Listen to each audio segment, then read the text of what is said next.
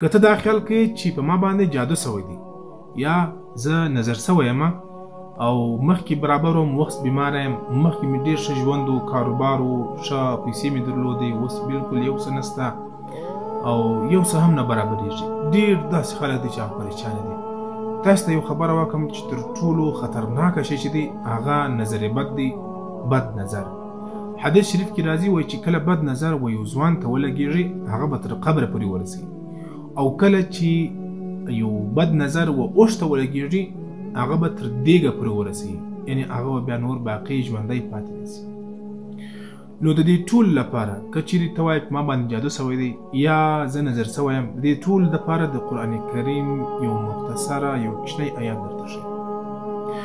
دغه آیات در سره تلاوت کوئ چې دغه آیات چې کله تاسې تلاوت کوئ یو ورځ دوې ورځې تر څو پورې تاسې دغه مسله حل سوې نه وي د آیات ته وظیفه کوئ.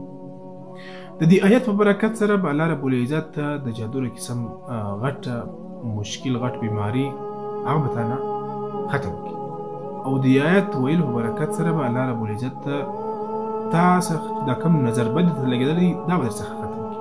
هغه آیت داسې دی: بسم الله الرحمن الرحیم ولقد فتنا سلیمان والقیناه على کرسیه جسدا ثم اناب جسدا ثم اناب.